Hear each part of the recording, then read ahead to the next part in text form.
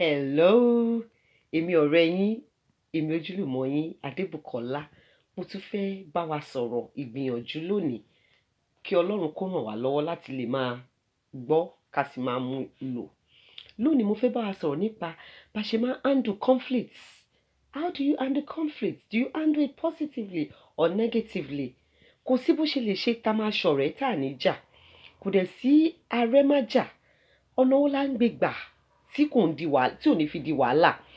Ọ̀pọ̀lọpọ̀ ìgbà làwọn èèyàn máa gossip nípa wa ni àbí àwa náà ṣe nǹkan tí ò dá tó fẹ́ bá wa sọ̀rọ̀ nípa ẹ̀. Báwo la ṣe handle ẹ̀? Ẹ jẹ́ ká máa ro àròjinlẹ̀. Ẹ tẹ́ wo nǹkan tó ń ṣẹlẹ̀ lórí social media these days.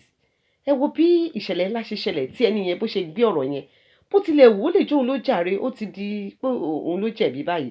Nítorí pé bó ṣe handle situation yẹn, ó handle ẹ̀ in a very bad way. Bá ṣe máa handle nǹkan, ó máa ń depend bí ọ̀rọ̀ yẹn bó ṣe máa end up pẹ̀lú.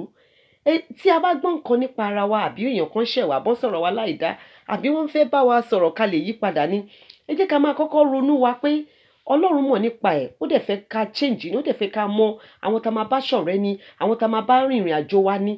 Ọ̀pọ̀lọpọ̀ ìgbà tá bá nǹkan bá ṣẹlẹ̀, ẹ jẹ́ ká kọ́kọ́ dúró ká ronú wa, ká má tẹ̀ kọ́kọ́ react, ká má sọ̀rọ̀. Torí tá bá sọ̀rọ̀, a lè sọ̀rọ̀ nípa ìbínú, ká ṣépè ká sọ̀rọ̀ tí ò dáa. Torí pé ìjà máa tán, kí ló tún máa ṣẹlẹ̀?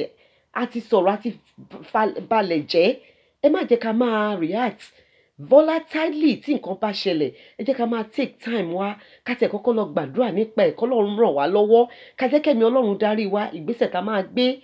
Ọ̀pọ̀lọpọ̀ ìgbà ni Ọlọ́run máa fẹ́ ká yí padà, ó máa lo àwọn èèyàn láti sọ̀rọ̀ nípa wa. Ìyẹn náà máa ń fi hàn pé Ọlọ́run yìí nífẹ̀ẹ́ wa ni. Ọ̀pọ̀lọpọ̀ nǹkan dẹ̀ máa ṣẹlẹ̀ tó jẹ́ pé Ọlọ́run ò fẹ́ ká react, ó kàn fẹ́ ká fojú fò. Ìgbà míì máa wà tó jẹ́ pé a máa ní láti confront. Ẹ jẹ́ ká ṣe lọ́nà tí ò ní sí wàhálà, tí ò ní dìjà ńlá. Tí a bá dẹ̀ ṣe, tó bá jẹ́ pé àwa la jẹ̀bi ká sọ sorry. Tí ó bá dẹ̀ pé àwọn náà jẹ̀bi wa, ẹ jẹ́ kí wọ́n bá dẹ̀ sọ sorry, ẹ jẹ́ ká move on. Kì í ṣe gbogbo èèyàn lọ̀rẹ́ wa, kì í ṣe gbogbo èèyàn la máa bá ní ọ̀rọ̀ wa máa wọ̀. Ẹ jẹ́ ká máa fi ọgbọ́n àti òye ṣe nǹkan. Ẹ má jẹ́ ká máa react, ká máa sọ̀rọ̀ òdì síra wa, ká máa ṣépè. Ẹ jẹ́ ká máa fi ọgbọ́n ṣe ìrìn àjò ayé wa. Ọlọ́run á máa ràn wá lọ́wọ́. Gbogbo nǹkan kọ́ ni ká máa fi ṣe ìjà. Èyí ni advice mi lónìí. A tún máa bá